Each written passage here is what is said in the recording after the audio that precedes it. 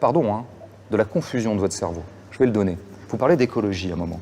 Alors, c'est très intéressant toujours, je veux dire, pendant 300 pages, vous n'en parlez pas. Comment est-ce que vous en parlez? Première figure rhétorique que j'analyse dans Notre Joie, folklorisation, donc de l'ennemi. De quoi vous parlez concernant le mouvement écologiste en cours, pris génériquement d'ailleurs, ce qui est déjà un problème, c'est évidemment de sa protubérance pittoresque, à savoir un certain courant évidemment ultra minoritaire de quelque chose qui s'apparenterait à l'écologie, qui serait ultra malthusien, qui engagerait par exemple à ne pas faire d'enfants. Vous en parlez, je n'ai rien inventé. C'est ça en fait que vous parlez à propos d'écologie. Enfin, c'est ce que vous retenez de ce continent intellectuel et actif désigné sous le nom d'écologie, c'est ça. Cette espèce de truc totalement folklorique. Deuxième chose, évidemment, et là-dessus, comme tous vos amis politiques, tous vos amis, je dirais, idéologiques, Onfray en particulier, dont je fais une analyse un moment dans mon livre, bien sûr, on a le droit à Greta, on a le droit au refrain de Greta. Greta comme emblème de l'écologie, Greta qui l'épuiserait, Greta qui incarnerait à elle seule tout ce que peut être l'écologie. Donc bien sûr, une petite allusion au fait que quand même, comme disait Onfray, c'est quand même une enfant qui donne des leçons aux adultes, tout ça, donc on perd un peu de vue le sujet. On parle du pittoresque, etc. En revanche, la question de savoir si la situation écologique est,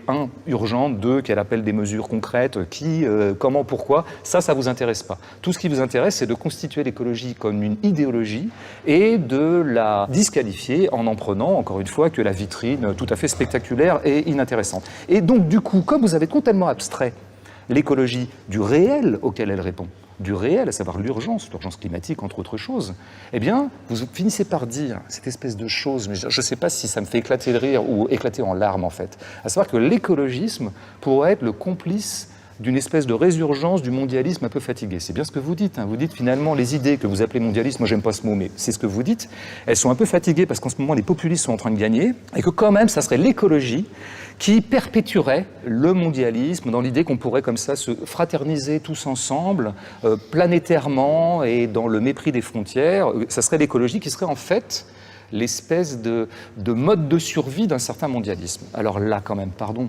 Mais là où je ne rigole plus, c'est que d'abord vous insultez le réel, parce que vous ne prenez pas du tout en compte la situation écologique.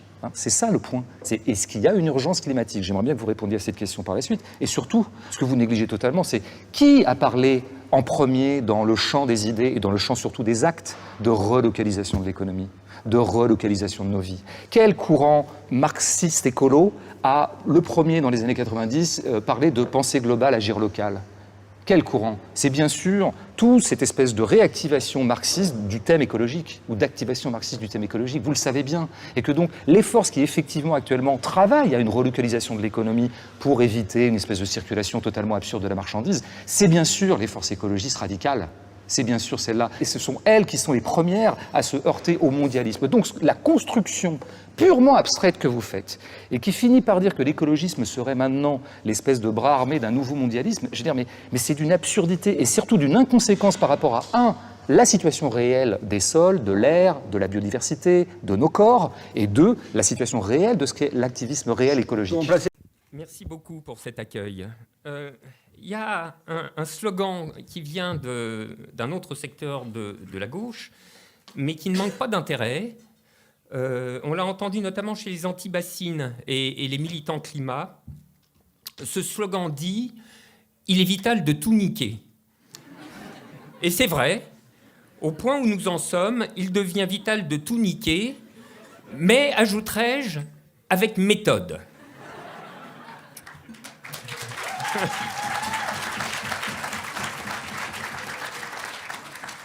Qu'est-ce qu'un parti révolutionnaire ? C'est une organisation qui se propose de tout niquer méthodiquement. De tout niquer pour commencer.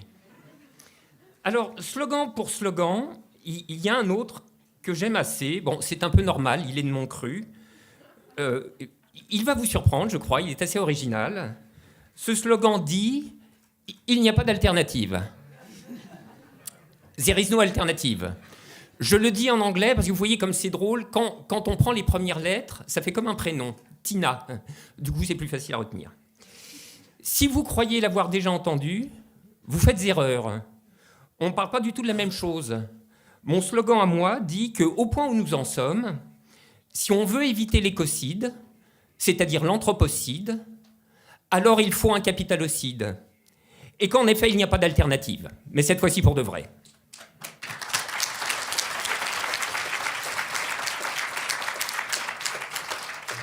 Dans ces conditions, nous pouvons enchaîner nos idées avec conséquence. Le capitalocide, c'est la mise à bas du capitalisme. Or, la mise à bas du capitalisme est un processus d'un genre bien identifié, un processus révolutionnaire. Qu'est-ce qu'un processus révolutionnaire? C'est un élan des masses. Ce qui ne veut pas dire une spontanéité pure. Revoilà la question de la méthode. La méthode doit avoir des lieux, un lieu notamment, un parti révolutionnaire. Dans parti révolutionnaire, il y a parti, et on pourrait s'y tromper. Par exemple, la Constitution de la Ve République stipule que, je cite, « les partis et groupements politiques concourent à l'expression du suffrage », c'est-à-dire se tiennent bien. Or, justement, non, il n'est plus l'heure de bien se tenir, puisque c'est celle de tout niquer, ni de concourir à quoi que ce soit sur indication des institutions politiques du capitalisme. Ce qui, je le dis en passant, à mes yeux ne veut pas dire se désintéresser complètement de ce qui s'y passe. Nous avons déjà eu ce débat, n'est-ce pas Marina? Nous l'aurons sans doute encore. En tout cas, le paradoxe de la période, c'est qu'elle n'a jamais requis aussi impérieusement la perspective révolutionnaire, alors qu'on n'y trouve tendanciellement plus aucune organisation revendiquant la perspective révolutionnaire. C'est la raison pour laquelle, mais par simple logique, quand il s'en fait connaître une, je peux difficilement me retenir de lui dire ma sympathie. Sandra parlait depuis un lieu lointain, l'art. Je parle d'encore plus loin, la bourgeoisie. En bourgeoisie, si vous saviez, la classe ouvrière, on s'en fout, mais à un point que vous ne pouvez même pas imaginer. Le climat, en revanche, ça commence à en faire flipper certains. Ça fait flipper les jeunes, ça fait flipper les diplômés de l'enseignement supérieur, les futurs cadres du capitalisme. Ça commence même à faire flipper des journalistes. Pour toutes les prévisibles résistances institutionnelles, politiques et médiatiques qu'on peut imaginer, quelque chose est en train de s'ouvrir dans les têtes. Une nouvelle disponibilité des esprits est en train de se former.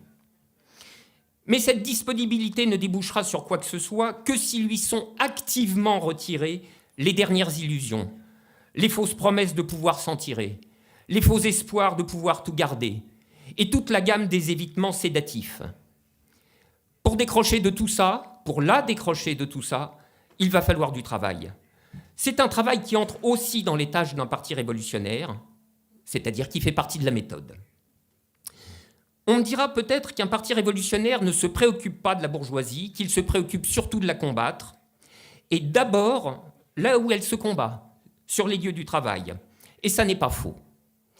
Mais ça n'est peut-être pas complètement vrai non plus.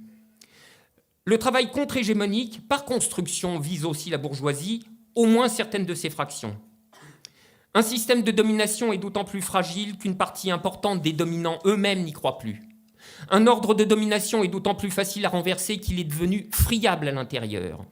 Or, une partie de la bourgeoisie peut décrocher. Celle qui comprendra que dans ses intérêts matériels, il entre aussi ses intérêts de terrestre. Mais elle ne décrochera que si elle est conduite à voir, sans échappatoire possible, que ses intérêts matériels redéfinis, maintenant, ont pour ennemi le capitalisme. Sauf à prendre cette voie, la bourgeoisie, de son propre mouvement, ne décrochera jamais de la division du travail capitaliste qui met les prolétaires à son service, par l'exploitation qui fait sa richesse et par le larbinage généralisé qui soutient son mode de vie. On peut choisir de la combattre frontalement. Telle a été la première version de la lutte des classes. Mais on peut aussi faire entrer dans la stratégie de fragiliser, pour ainsi dire, spirituellement la bourgeoisie. Je dis que dans l'histoire de la lutte des classes, il ne s'est peut-être jamais rien présenté d'aussi puissant que la situation terrestre contemporaine pour la faire vaciller. Hormis un noyau de fanatiques prêts à tout et qui iront jusqu'au bout, il faut ôter à la bourgeoisie jusqu'au désir de lutter pour préserver un ordre qui maintenant lui devient défavorable. Lorsque la bourgeoisie, une partie de la bourgeoisie, aura été conduite en ce point où elle sera convaincue, sinon de rendre les armes, du moins de ne pas les prendre, et que désorientée, elle ne saura plus que faire, à ce moment-là, nous arriverons.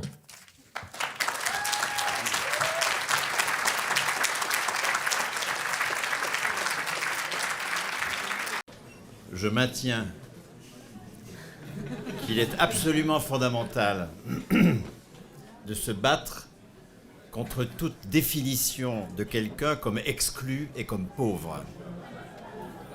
Laissons ça au capital et à ses bonnes sœurs. Personne ne peut être défini comme exclu et comme pauvre. Définir quelqu'un par son manque, c'est lui faire une violence tout à fait considérable. Lorsque la classe ouvrière s'est construite, elle ne s'est pas construite comme des syndicats de victimes. Elle ne s'est pas posée comme des exclus vaincus. Elle s'est posée comme la seule productrice de valeur et exigeant à ce titre une reconnaissance comme producteur de valeur. On discutera ensuite la question travail, pas travail. Hein. Mais sur ce point-là, je suis d'une fermeté totale. Parce que je constate justement que dans les années 70, et c'est là qu'on a un début de l'impuissance syndicale, dans les années 70, on voit arriver le vocabulaire de la pauvreté dans des textes qui n'en parlaient jamais. Jamais la classe ouvrière s'est définie comme un regroupement de pauvres. Déclarer quelqu'un pauvre, c'est lui faire une violence inadmissible. Ça fait partie justement du mépris dans lequel le capital nous tient. Personne n'est pauvre. Et nous n'avons pas à conquérir des droits pour subsister et sortir de la pauvreté. Nous avons à conquérir des droits pour être souverains sur la valeur économique, pour être propriétaires de l'outil de travail. C'est en permanence ce point-là qu'il faut mettre au centre du dispositif. Je le répète, nous sommes un pays occupé. On peut mieux redistribuer tout ce qu'on veut. Tant que nous ne décidons pas de l'outil de travail, et de l'outil de travail dans sa totalité, parce qu'on peut évidemment faire des jardins bio dans un océan d'agrobusiness. Évidemment qu'on peut faire des formes locales de production d'électricité en laissant Areva produire son nucléaire. Sauf que c'est pas sérieux. Nous sommes confrontés à un adversaire tel que nous devons avoir un projet révolutionnaire. Et un projet révolutionnaire, ça ne peut jamais passer, alors ça je te le dis avec une grande fermeté, ça ne peut jamais passer par le soutien aux pauvres. Ça c'est de la merde. Moi je ne soutiens pas les pauvres. Je ne désigne personne comme pauvre. C'est faire une violence infinie aux personnes que de les définir par leur manque. Je ne suis pas solidaire de toi parce que j'ai et que t'as pas. Ça c'est de la saloperie. Je suis solidaire de toi parce que nous avons ensemble à construire une alternative au capital. Et c'est pas une partie de plaisir.